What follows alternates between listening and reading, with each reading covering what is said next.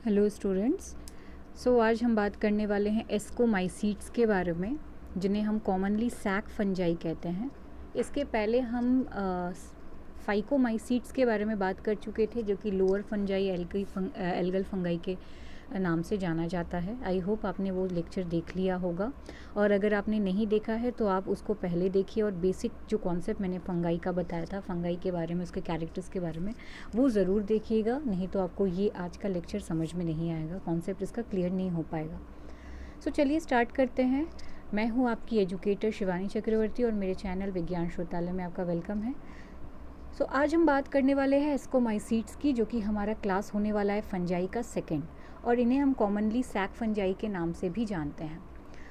हम एस्कोमाइसीट्स को spore shooter भी कहते हैं, और ये इस तरीके के फंगाई होते हैं जो कि पर्टिकुलर माइक्रोस्कोपिक स्पोर्स के फॉर्म में होते हैं। स्पेशली इनकी सेल्स इलोंगेटेड और बैग जैसी होती है। क्योंकि बैग जैसी होने की वजह से सैक मतलब थैला होता है, और उसकी वजह से होने की वजह से ही इनको हम सैक फंगाई कहते हैं या एस्काई कहते हैं। इस सैक जैसे स्ट्रक्चर्स को हम एस्काई कहते हैं, इसीलिए इसको एस्कोमाइसीटीज़ नाम दिया गया साइंटिस्ट द्वारा। तो सेकेंड पॉइंट की अगर हम बात करें, सेकेंड पॉइंट क्या कह रहा है कि ascomycetes can be found in every type of habitat. अगर मैं इसके लोकेशन और हैबिटेट की बात करूँ कि इस तरीके के जो फंगाई होते हैं वो कहाँ पाए जाते हैं, तो ये आपको फ्रेश वाटर, सॉल्ट वाटर जैसे इन्वायरमेंट्स में ईजीली अवेलेबल, मतलब ईजीली देखने को मिल जाएंगे। इनकी सेल वॉल की बात करूँ तो इनकी सेल वॉल जो होती है 1,3 और 1,6 ग्लूकॉन एंड मेनॉन, जैसे हम ऑल्सो काइटिन का फॉर्म कह सकते हैं, उससे मिलके बना हुआ होता है। इसके अलावा नेक्स्ट इनका जो माइसीलियम है, ऑब्वियसली माइसीलियम के बारे में हम बात कर ही चुके हैं बेसिक क्लास में, कि इनकी जो बॉडी है, जिसको हम फंगाई की बॉडी को माइसीलियम कहते हैं, वो यूनिन्यूक्लिएटेड और सेप्टेड होता है। अगर रिप्रोडक्शन की बात करें तो ये एसेक्सुअल रिप्रोडक्शन बाई कोनिडिया की हेल्प से करते हैं, और sexual reproduction somatogamy, ascospore, somatogamy मतलब एस्कोस्पोर का फॉर्मेशन होता है जब भी ये सेक्सुअल रिप्रोडक्शन करते हैं, मतलब सेक्सुअल रिप्रोडक्शन के दौरान एस्कोस्पोर का फॉर्मेशन ही करते हैं। अगर हम बात करते हैं कि स्टेजेस, मतलब इनको 3 स्टेजेस में बांटा गया सेक्सुअल रिप्रोडक्शन जब भी इनका होता है कोई भी फंगाई का, तो फंगाई में जो सेक्सुअल रिप्रोडक्शन होते हैं वो 3 स्टेजेस में बटे होते हैं। एक होता है प्लाज्मोगेमी, एक होता है कैरियोगेमी, और एक होता है मियोसिस। प्लाज्मोगेमी मतलब कि जहाँ 2 डिफरेंट माइसीलियम की जो बॉडी होती है, उसका जो प्रोटोप्लाज्म होता है वो फ्यूज़ करता है। कैरियोगेमी में इस फ्यूज़ होने के बाद सेकेंड स्टेप में दोनों की न्यूक्लियस के फ्यूज़ होने के प्रोसेस को कैरियोगेमी कहते हैं।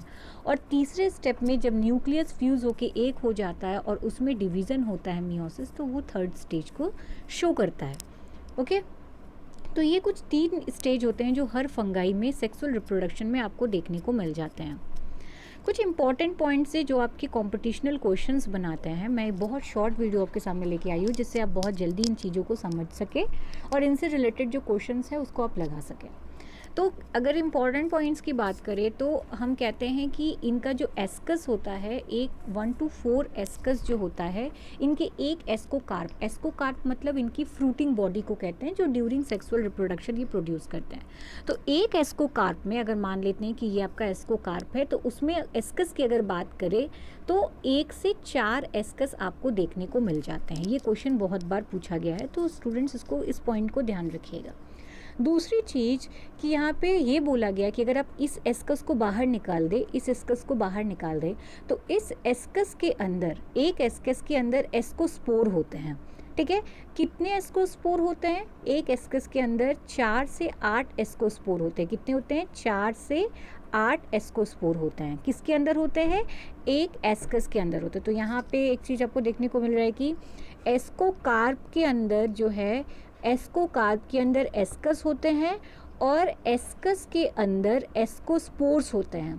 ठीक है, तो नंबर्स आपको याद रखना है कि एस्कोकार्प के अंदर कितने एस्कस होते हैं? 1 to 4 एस्कस होते हैं, और 1 एस्कस के अंदर कितने पर्टिकुलर एस्कस होते हैं, एस्कोस्पोर होते हैं? तो 4 to 8 होते हैं। ये आपको याद रखना है।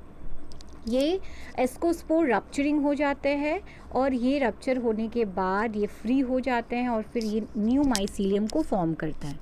ठीक है, आगे बढ़ते हैं। एग्जाम्पल्स देख लेते हैं एस्कोमाइसिटीज़ के। पहला एग्जाम्पल हो गया पेनिसिलियम से। ये भी बहुत इंपॉर्टेंट क्वेश्चन है, आपके हर कंपटीशन में पूछे जाते हैं। पेनिसिलियम, जिससे सबसे पहला एंटीबायोटिक खोजा गया था और उस साइंटिस्ट का नाम था अलेक्जेंडर फ्लेमिंग। और ये पेनिसिलियम ब्लू और ग्रीन मोल्ड्स होते हैं, जिसमें फ्लेमिंग ने एंटीबायोटिक की खोज की, उसका नाम था पेनिसिलियम नोटाटम। और जिस पर्टिकुलर एंटीबायोटिक की खोज की उसका नाम था पेनिसिलिन। आप स्क्रीन पे देख सकते हो कि पेनिसिलिन कैसा दिखता है। नेक्स्ट एग्जाम्पल की बात करें तो दूसरा जो एग्जाम्पल है वो है एस्परजिलस। इसको ब्लैक ब्राउन मोल्ड्स कहते हैं। इसमें आप देख सकते हैं इससे भी एक एंटीबायोटिक बनाया गया था, एस्परजिलस प्रोलिफेरेन, और जिससे कि जो ऑप्टेन किया गया था एंटीबायोटिक वो था प्रोलिफेरिन। ओके, इसमें एक एफ्लैक्टॉक्सिन भी आता है। ये सार्किनोजेनिक होता है जो कि कैंसर डेवलप करता है और लीवर कैंसर कॉज करता है। नेक्स्ट आते हैं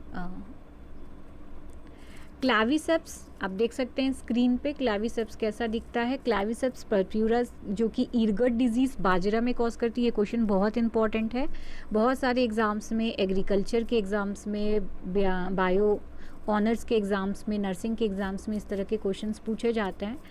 तो बिल्कुल भी आप मत करिएगा। इन सारे पॉइंट्स को बहुत ध्यान से याद करिएगा, उसको स्टोर करिएगा, मतलब एक कागज़ में लिख के रखिएगा, जिससे आपको चीज़ें बहुत अच्छे से याद रहे। और इससे जो ड्रग्स मिलता है उस ड्रग्स का नाम होता है इरगोटीन, जो कि एक नेक्रोटिक ड्रग्स है। एलएसडी का आपने नाम सुना होगा, कभी कभी एग्जाम्स में एलएसडी का फुल फॉर्म भी आता है, जिसका फुल फॉर्म है लाइजरजेनिक एसिड डाइएथिलामाइड। ये ड्रग्स जो होता है इसी पर्टिकुलर फंगाई से मिलता है, ऑप्टेन किया जाता है। नेक्स्ट आते हैं न्यूरोस्पोरा। इस पे तो कई सारे जेनेटिकल रिसर्च भी हुए थे, माइटोकॉन्ड्रिया की भी डिस्कवरी इस पे ही हुई थी। न्यूरोस्पोरा जो कि रेड और पिंक मोल्ड है। इसमें एक क्वेश्चन आता है कि प्लांट किंगडम का ड्रोसोफिला किसे कहते हैं। 1 जीन 1 एंजाइम कॉन्सेप्ट अगर आपने पढ़ा होगा तो वो न्यूरोस्पोरा पे ही किया गया था। तो जेनेटिकली इसकी स्टडी की जाती है, स्टडी बेस्ड पे। ये क्वेश्चन भी बहुत आता है ड्रोसोफिला ऑफ प्लांट किंगडम का, इसको भी आपको ध्यान रखना है।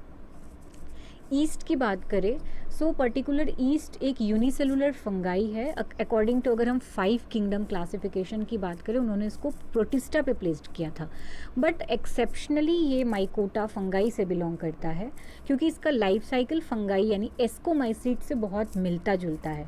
ठीक है, ईस्ट पर्टिकुलर आप जानते हो कि पके हुए फल में, रीपेंट फ्रूट्स में, ग्रेप्स हो गया, शुगर कैन हो गया, डेट पाल्म हो गया, बहुत जल्दी उसमें ग्रो कर जाता है, और इनमें माइसीलियम जो है वो एब्सेंट होती है। इम्पॉर्टेंट यूजेस की बात करें ईस्ट की, तो ईस्ट सेल में बहुत ज़्यादा मात्रा में विटामिन बी कॉम्प्लेक्स होता है। ये भी एक अच्छा क्वेश्चन बन जाता है।